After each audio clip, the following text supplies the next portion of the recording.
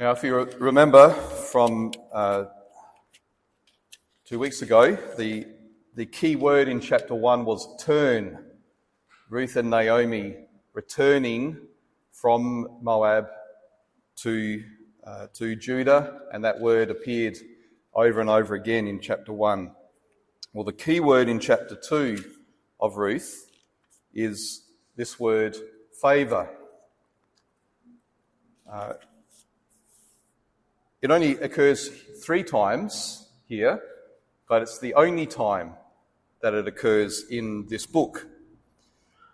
This word, favour, in Hebrew it's chen. It's the word that in the New Testament is translated as grace. So wherever you see the word grace appear in the New Testament, understand that most likely the writers of the New Testament were thinking of the Hebrew word here for favour or grace or kindness. As it says here, it comes from the root word that means to bend or to stoop, like an adult does to a child, or a superior person who is showing kindness to an inferior person. So it could mean physically stooping or in terms of posture of attitude. And as I mentioned, it's only used 3 times in this chapter, but it's used to paint a picture of the posture of Boaz as a man showing grace in that way. Now, Boaz is introduced as a relative of Elimelech, and he's called a worthy man. Right there in verse 1 of chapter 2. A worthy man of the clan of Elimelech. That may not be the best translation of this word, which is used elsewhere to refer to warriors and mighty men. So, for example, Nimrod in Genesis 10 is called a mighty man, the same word, but he was anything but worthy in a moral sense. He achieved a lot. He built cities. He started an empire, but he wasn't a godly man. We'll come to know Boaz's moral worthiness, though, as this story unfolds. But at this stage, that word is there to kind of set the scene for this action of grace. Boaz is respected. He's on the top of the social ladder. Ruth, on the other hand, has entered this community on the bottom rung of the social ladder. Some would even argue that she shouldn't even be on the ladder at all. She's a Moabite. And the author calls her Ruth the Moabite. He doesn't need to tell us that. We know she's a Moabite, but he's emphasising this contrast. Boaz, the high-standing, respected Jewish man, how will he respond to this lowly woman? In the world, those who are on the top of the ladder, they're considered privileged, they're considered worthy, someone to aspire to.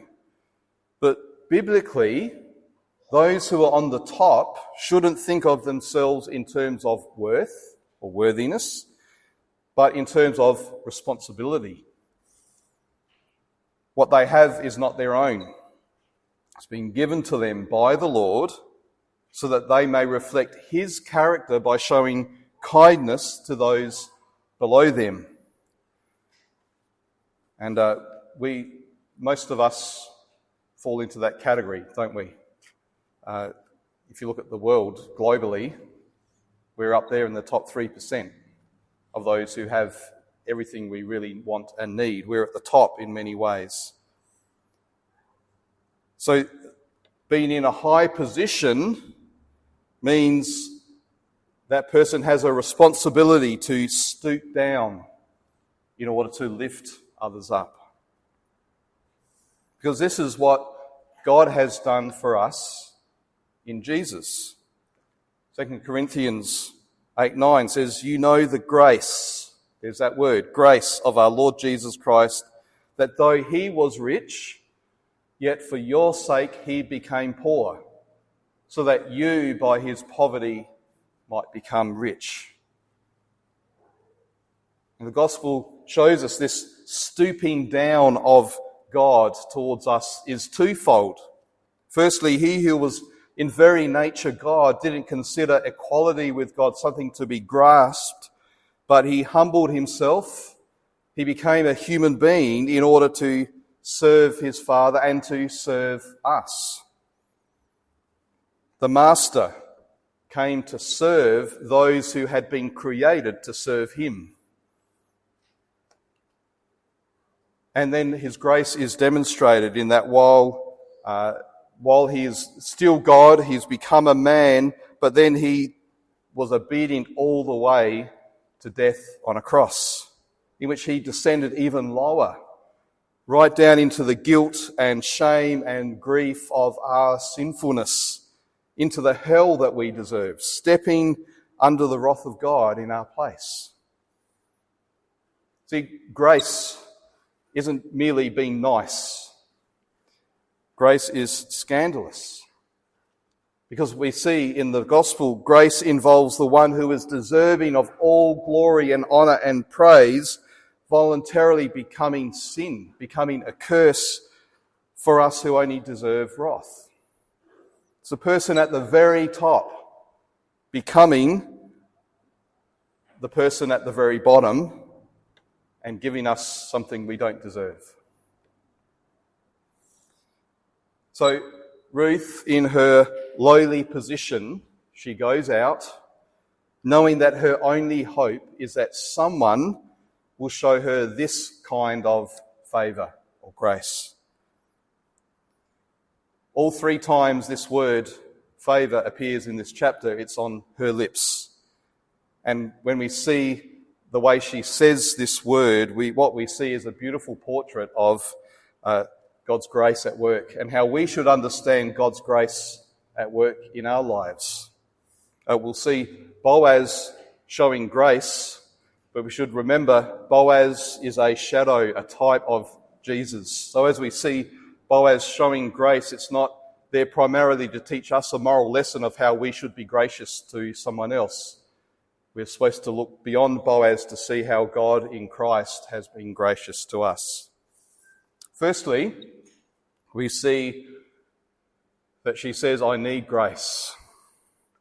It's an expression for her desire. She says, let me go to the field and glean after him in whose sight I shall find favour.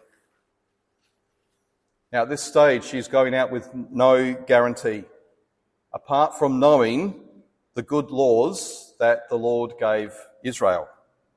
These laws would attract foreigners because they knew that Israel's God commanded them to treat foreigners with kindness, whereas the other nations were more inclined to exploit and to enslave foreigners. So she can only go out hoping that when she's seen, she won't be cast out because of her nationality, that she won't be taken advantage of by the men.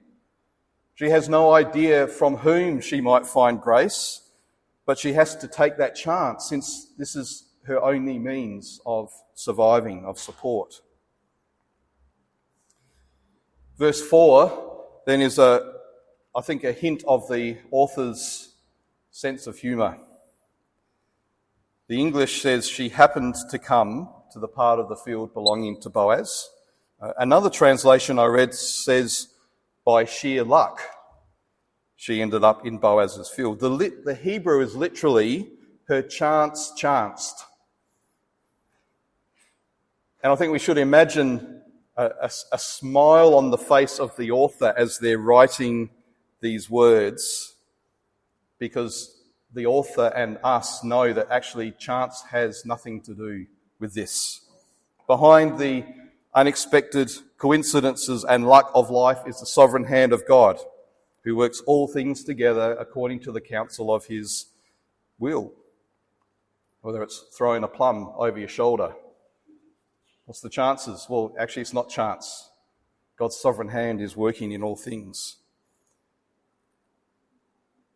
Maybe we should follow the example of the author, if it was true that they said this with a smile on their face.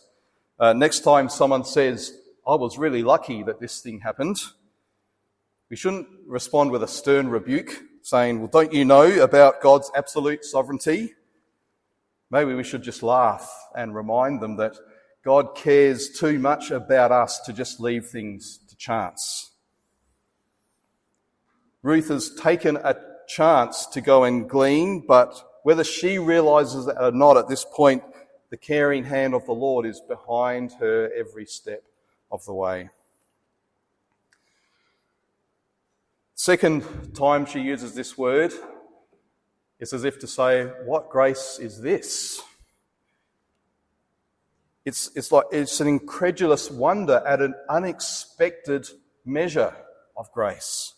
Why have I found favour in your eyes that you should take notice of me, since I am a foreigner? Verse 10. True grace catches us off guard, because we so easily fall into the thinking that grace has to be earned. We see it as favour, but do we see it as unmerited favour? We expect it to be something that we're entitled to instead of the opposite of what we deserve. Now, as a poor widow in Israel, Ruth was allowed to glean. Any landowner who saw her coming was obligated by the law to allow her to continue. It was her legal right. And in that sense, anyone who permitted her to glean was simply keeping the letter of the law. But then there was this other factor of her being a Moabite. See, a landowner, in her case, could appeal also to the law and say, well, in your case, that command doesn't apply to you because God has told us not to look after the welfare of the Moabites. So he would be in his rights to chase her off his land. And when she said, let me glean after him in whose sight I shall find favour, that word after means she wasn't actually thinking of the landowners at this stage. She was thinking of the other gleaners. She was hoping that an Israelite gleaner would have pity on her and allow her to hide behind her. So she's hoping for favour, expecting it from the other gleaners, not from the landowner.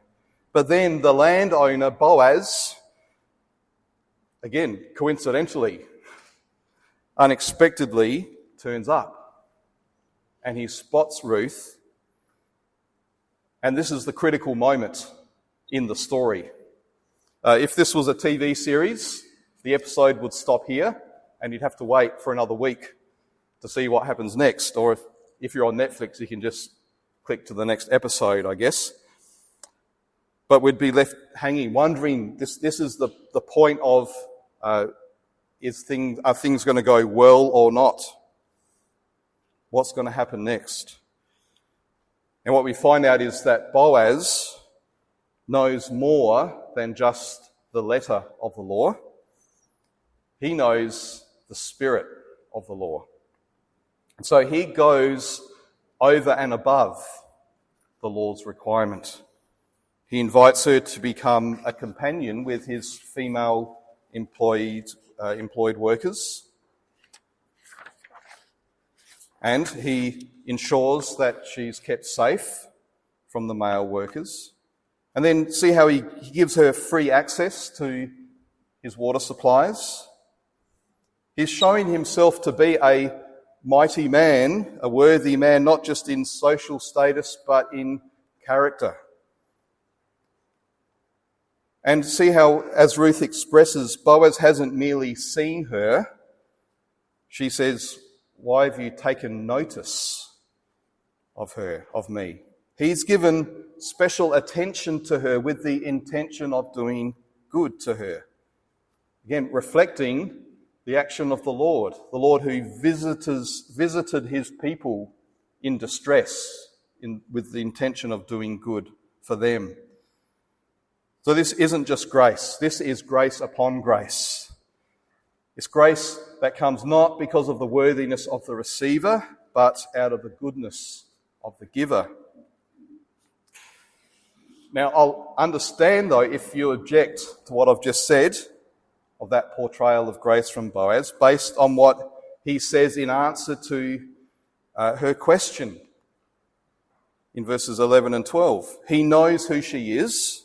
He's heard of her kindness to Naomi, of her willingness to follow her to Israel. And it seems as if he's saying that he is now repaying her for all that she's done. And there definitely is that sense of, you see someone doing goodness and kindness, and you are inclined to do kindness back. But let's look a little closer at how he frames this whole statement, specifically how he concludes it. He says, the Lord, the God of Israel, under whose wings you have come to take refuge. See, Ruth was a recipient of grace long before she met Boaz. The grace of God that firstly had given a law that provided for foreigners to be brought in and to be included in his people because of his promise to Abraham to be a blessing to all nations. And this grace was already operating back in Moab before Ruth was even aware of it, providing Naomi, who would be the means through which Ruth would end up in the fields of Israel. This grace to Ruth had already meant that she already viewed the God of Israel as the one to whom she may come to seek refuge. This word here, wings, under whose wings, it has multiple meanings. The wings of a bird, which when folded cover its body. So it's used literally for the wings of a bird. It's also used to refer to a person's cloak, which covers them, or a tent, which covers their family. So in all three main uses of this word, it conveys this idea of covering and protection. The bird uses its wings to fly, but it also uses it to cover and protect its chicks. The wings of the seraphs in Isaiah and in Ezekiel's vision, the wings cover themselves. And then the cherubim in the holy place have wings that cover or overshadow the Ark of the Covenant. So this idea of wings protecting what's within, preventing entry by anyone dangerous or unauthorized or unworthy. And so it's an act of grace, God's grace, that lifts the edge of a wing to allow a refugee to come in and find security. See how these ideas are expressed in Psalm 61. Hear my cry, O God. Listen to my prayer. From the end of the earth I call to you when my heart is faint. Lead me to the rock that is higher than I, for you have been my refuge, a strong tower against the enemy.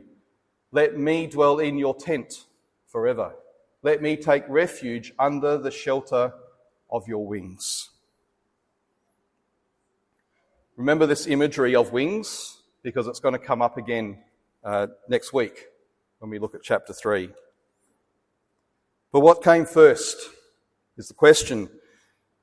Was it Ruth's changed heart and kindness to Naomi, or was it the action of the Lord extending his wings all the way to Moab so that Ruth may come in and find shelter under his protection?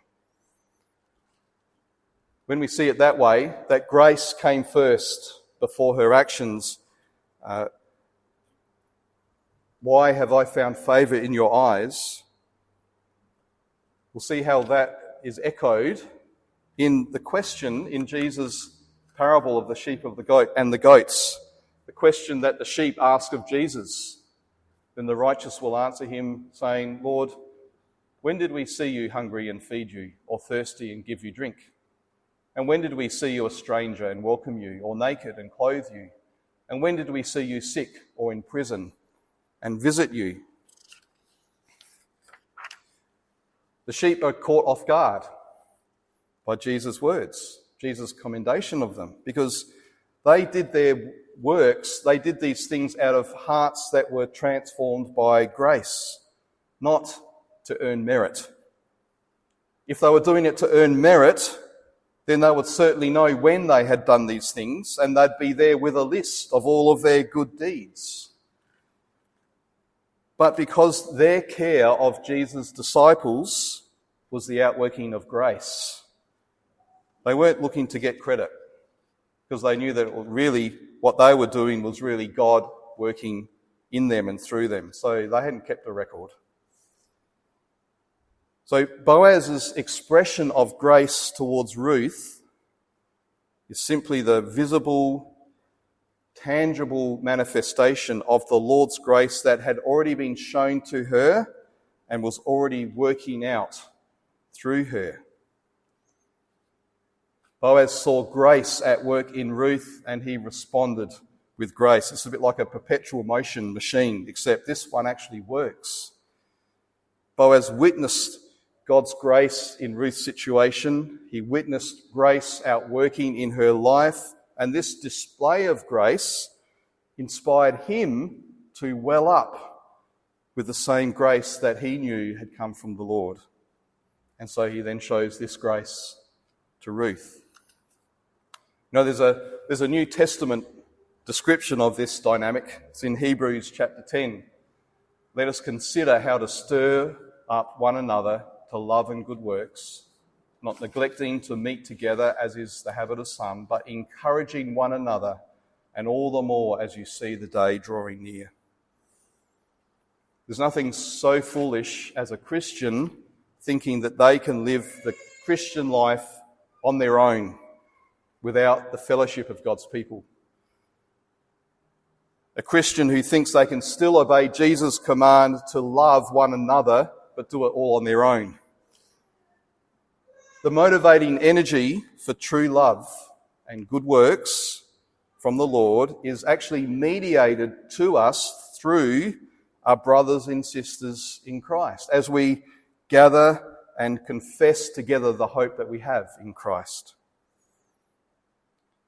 Grace comes to us not just objectively through the declaration of the gospel, but it also comes subjectively to us through what theologians call the ordinary means: worship, preaching, sacraments, and the people with whom we gather to do these things. So Boaz is a giver of grace to Ruth, but it's only because he's also a receiver of grace. And he doesn't stop receiving grace as he gives it. So this story is, in a way, it's just as much about God's work in Boaz as it is about his work in Ruth. Through Ruth, Boaz is now enabled to step more fully into his calling as a member of God's household. He's going to be given the privilege of carrying out this responsibility of being a kinsman redeemer. That's God's gift of grace to him through Ruth. But Ruth is so blown away. She falls on her face. What grace is this over and above what I expected? Her third use of grace is a declaration, really. I have received grace. Her experience of grace leads not to boasting, but to humility. She says, I have found favour in your eyes, my Lord, for you have comforted me and spoken kindly to your servant, even though I am not one of your servants.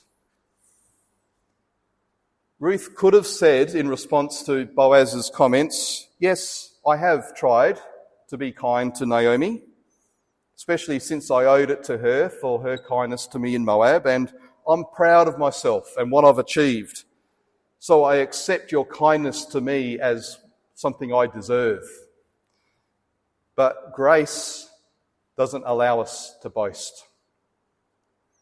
We heard in Ephesians 2, "For by grace you have been saved through faith, and this is not your own doing, it's the gift of God, not a result of works, so that no one may boast." Grace doesn't come from works. Works comes out of grace. Grace is given in order that works may be done. So Paul goes on in verse 10 to say, "For we are his workmanship, created in Christ Jesus for good works, which God prepared beforehand that we should walk in them." Good works follow grace. They don't precede it. And Ruth has come to know this. So she doesn't make any mention of her works. She just mentions Boaz's kindness. And she says something which, apart from grace, would be a contradiction. "You have spoken kindly to your servant, though I am not one of your servants."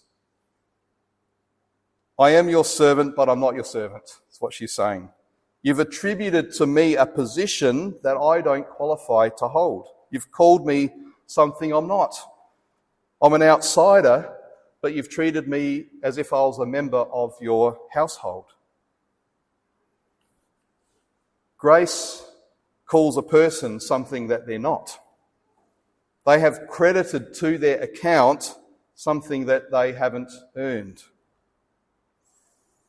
Romans 4, in referring to Abraham and the promise to give him a son, describes God there as the God in whom he believed, who gives life to the dead and calls into existence the things that do not exist. And Paul says to the Corinthians in 1 Corinthians 1, God chose what is low and despised in the world, even the things that are not, to bring to nothing things that are, so that no human being might boast in the presence of God. God didn't save you because there's something worthy in you. It's not grace if there's any worthiness in you, the recipient. Grace turns our eyes away from ourselves, trying to find our own worthiness, to look with gratitude upon God, the giver, who calls us, who treats us, not according to what we are, but according to what his plan is to make us into. He treats you as he treats his son Jesus, because his goal is to make you like Jesus. So this radical, welcoming grace is re-emphasized again as the story goes on, verses 14 and 15. At lunchtime, Ruth is treated as a team member with the reapers.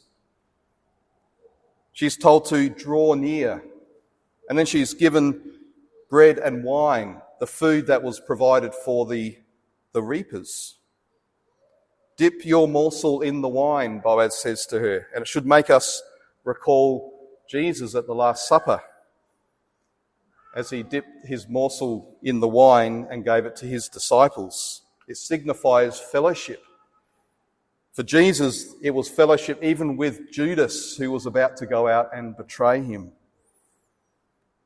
She's sitting close enough for Boaz to hand her bread himself, which tells us that Boaz was there with the workers. He doesn't see himself as above his workers. He's sitting with them. He's eating the same food. And he makes sure that she gets not only enough to eat, but more than enough, with some leftovers. Then, during the afternoon shift, he instructs his workers to act in a way that if they'd initiated it themselves, they would be seen as being a bit dishonest. They should allow her to glean among the sheaves. In other words, the bunches that have been left ready to be collected and taken to the threshing floor. This is not just the little bits left over. This is the bunches she's allowed to take from there. And they were to accidentally keep dropping stalks, handfuls of stalks, pretending that they didn't notice. And he makes sure it sinks into them. The way it's phrased in the Hebrew is as a as a little poem, a little jingle. Let her glean even among the sheaves, and do not reproach her. Pull out some of the bundles for her and leave it for her to glean, and do not rebuke her. I cheated and got ChatGPT to rewrite that as a poem. Let her gather freely among the sheaves, no word of blame, no harsh reprieves. From bundled grain, draw some aside, leave it for her, let no one chide. He gives it to them in this poem so that they would go out singing it to themselves in their heads, so they wouldn't forget to look out for this woman and to provide for her. This is grace that protects, grace that keeps close. The men are to neither insult her or harm her or to drive her away. And as a result of this kindness, Ruth finishes the day with an ephah of grain. That's equivalent to about 2 and a bit garden buckets, about 22 litres. Much more than what would be expected from an average day's gleaning. It was enough to make 12 loaves of bread, each up to 2 kilograms in weight. So if Ruth gathered an equivalent amount each day through both the barley and the wheat harvest, she would have enough for more than a year's supply of grain for her and Naomi. This is grace upon grace, abundant, over and above what the letter of the law demands. In this conversation then, when she gets home with her and Naomi, we start to see the threads starting to come together for them. Of course, we already know what's going on, but we've been led into the secret behind what is more than just lucky coincidence. But now it seems like it's starting to dawn on Naomi what God is doing here. For the first time, we hear what sounds like words of a renewed faith in Naomi. She's returned from Moab. She's empty and bitter. She said she feels that the Lord's hand is against her. But now, for the first time, we hear these words, blessed, from her lips as she sees the abundance of grain that Ruth has brought. And then, may he be blessed by the Lord, when she hears of Boaz's kindness. And the way it's written, where it says, Naomi also said to her, they're almost obsolete words. It's as if the author wants us to pause for a moment between what Naomi is saying, because it's like Naomi has paused and it begins to dawn on her what's happening. This isn't just a fortunate coincidence. I think we should imagine that moment of silence as it dawns on her. Not only has Boaz been kind, he's not just a kind man, he's more than a relative. He is one of our redeemers. We heard a few weeks ago the law of the Redeemer read out, but let's remind ourselves of what it was, what this law said in Leviticus 25. In the country you possess, you shall allow a redemption of the land. If your brother becomes poor and sells part of his property, then his nearest redeemer shall come and redeem what his brother has sold. If a man has no one to redeem it, and then himself becomes prosperous and finds sufficient means to redeem it, let him calculate the years since he sold it and pay back the balance to the man to whom he sold it, and then return to his property. But if he has not sufficient means to recover it, then what he sold shall remain in the hand of the buyer until the year of Jubilee. In the Jubilee it shall be released, and he shall return to his property. So this good law that God gave Israel, that because the land is your inheritance, no family would have to lose their property for future generations. This law of the Redeemer enabled the land to always stay in the family for the sake of the next generation. Now, related to this law was another law of levirate marriage. The Hebrew word translated as levirate here means to perform the duty of a husband's brother. And we'll see what that means here. If brothers dwell together and one of them dies and has no son, the wife of the dead man shall not be married outside the family to a stranger. Her husband's brother, that's the word there, husband's brother, shall go into her and take her as his wife and perform the duty of a husband's brother to her. And the first son whom she bears shall succeed to the name of his dead brother, that his name may not be blotted out of Israel. Sounds a little bit strange to us in our modern days, but this was not just about carrying on the name of the man who had died. This was a social welfare system that ensured that a woman who was widowed was not left destitute.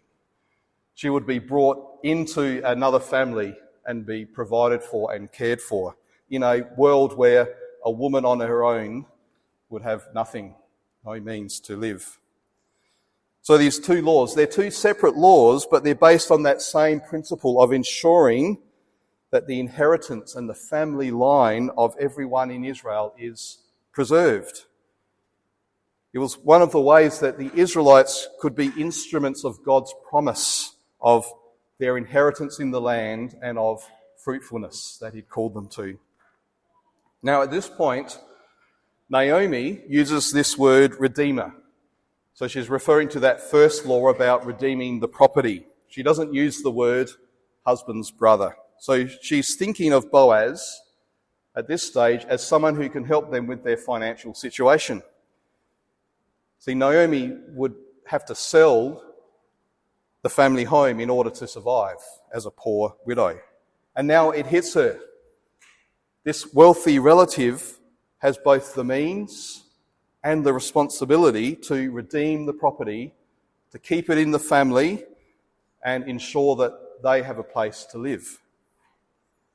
So she's probably not at this stage seeing Boaz as a potential husband for Ruth, or if she sees it, it's like she's just biding her time until the end of the harvest.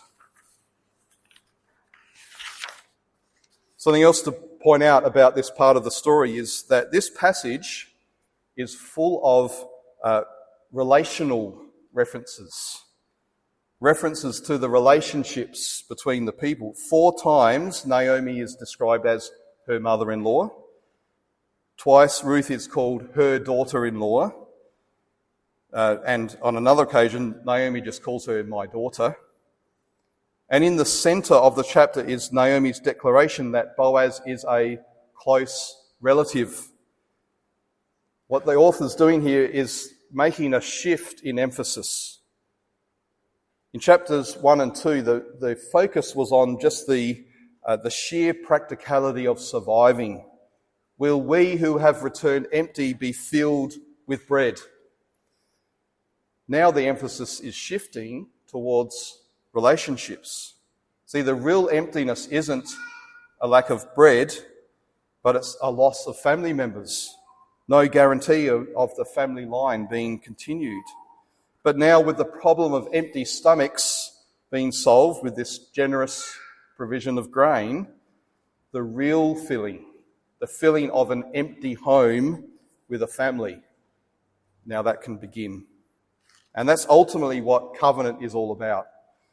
God's covenant with Israel, his covenant with us, it's not about giving us stuff, even though God does promise to provide what we need. The heart of covenant is relationships.